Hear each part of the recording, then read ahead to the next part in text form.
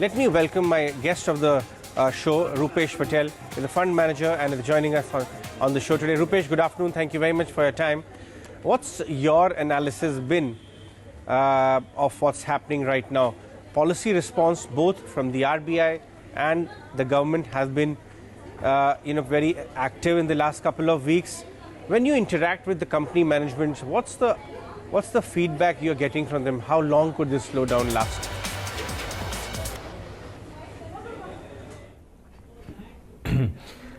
I think if we look at current situation, then no doubt there is significant pessimism around.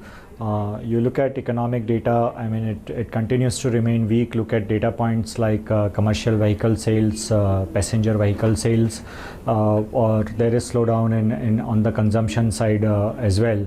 And then from the global perspective also there are uncertainties. So I mean there is no dearth of negative news at this point in time.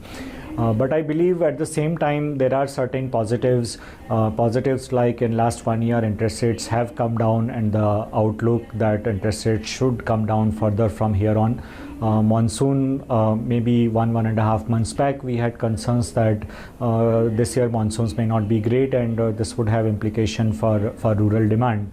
Luckily for us, monsoons have been above average, which augurs well for rural demand, which augurs well for food inflation going ahead.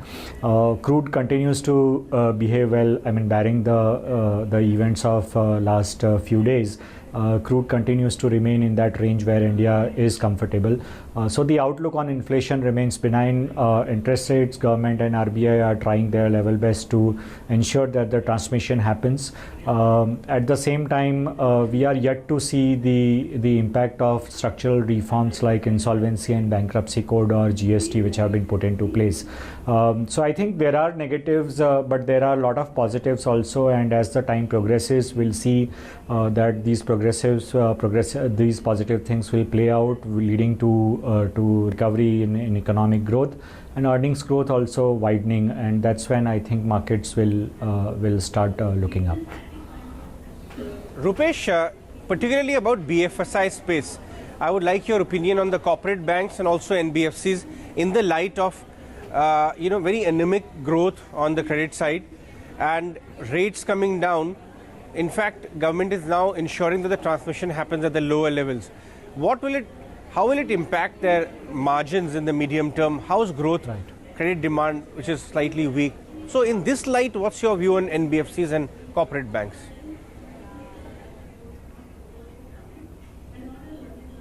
Yeah, so corporate banks is something on which we are positive since last few quarters actually. Our view is that the NPA cycle has very clearly bottomed out, and the large chunky exposures, the NPAs which were there in the banking system, today they are very well recognized, and in most of the cases the large banks which had meaningful exposure to these names, they are well provided for. So incrementally I believe that we'll see significant credit costs coming down, resulting into normalization of return on assets for these banks, and leading to some re-rating also in some of the cases, because they have very decent liability franchisee as well.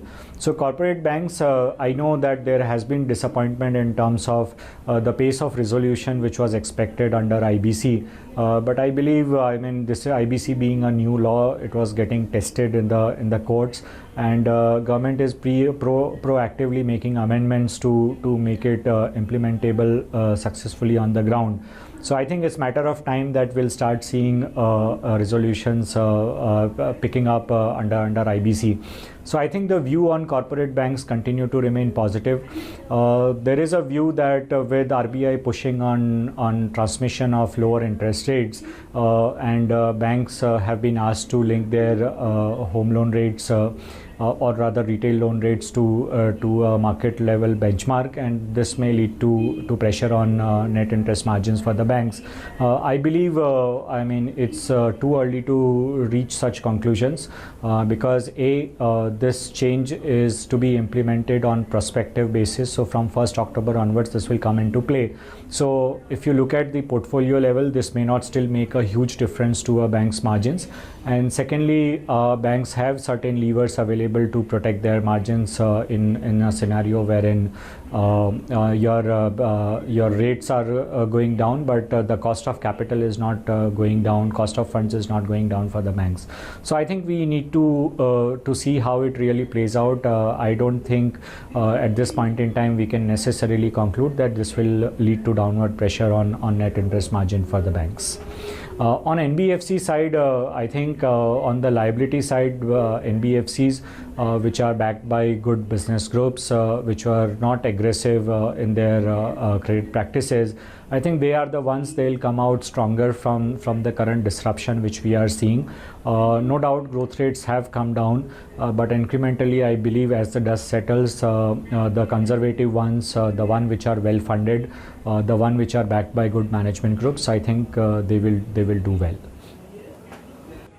Rupesh, how did you analyze the the commentary coming on the Fed, and how do you see Fed rate trajectory from here on? Because one of the hopeful arguments in the market is that if Fed continues to cut rates further from here on, then at some point in time liquidity will reverse and start coming to emerging markets like India. Do you subscribe to that argument?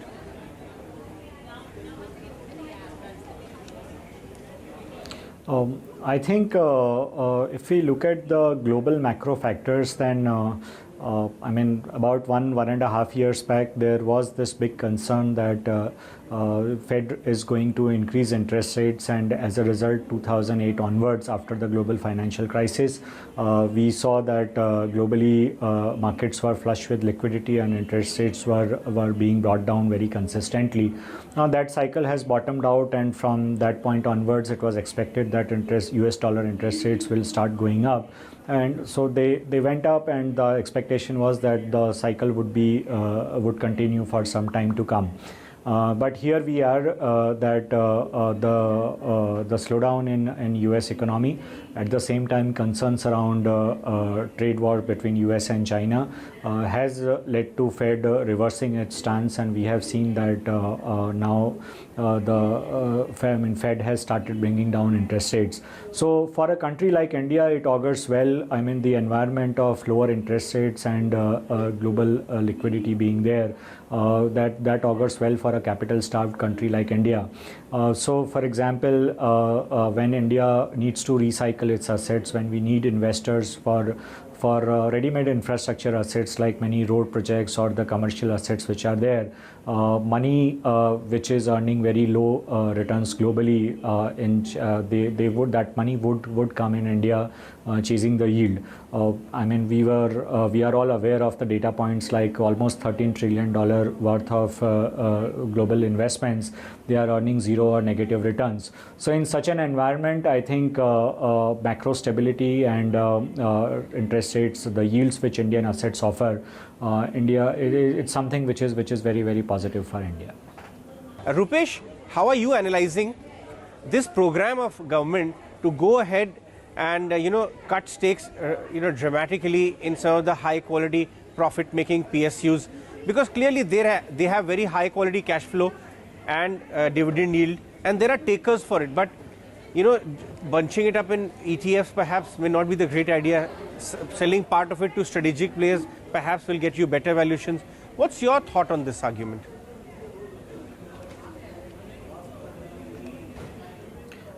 I think you have kind of answered it already. So I completely agree with you that I mean that piecemeal selling of assets, I mean, it doesn't help anyone. It doesn't help existing shareholders because of the fear of significant supply coming in. The valuations, I mean, they are very, very bombed out. So I think if government very categorically recognizes that there are areas where government has no business to be in, and there are good quality assets which government has created, and they can create more value by by selling strategic stakes in those entities, then the realization for government would be better. I think that's a thinking in right direction, and this is I think it is very clearly coming out that strategic divestment is going to be a big way for the government to mobilize resources for investing into the economy.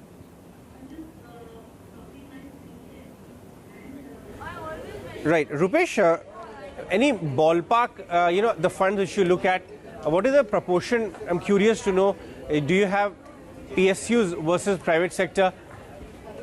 Just to understand the stance.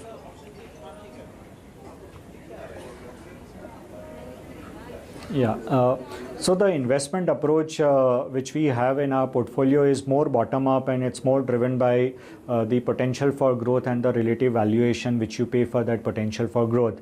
So in that sense, I think it's a very bottom up approach, but just on a very, very broad base, if I have to say, the portfolios are more inclined towards private sector players than public sector entities. Not to say that there is absolutely zero exposure to public sector. I think we have recently added to few names which we believe are quoting at a very reasonable valuation, considering the franchisee which these names represent. So there is some exposure to PSU names, but predominantly portfolio is inclined towards private sector names. Right. All right, Rupesh, we'll let you go on that one.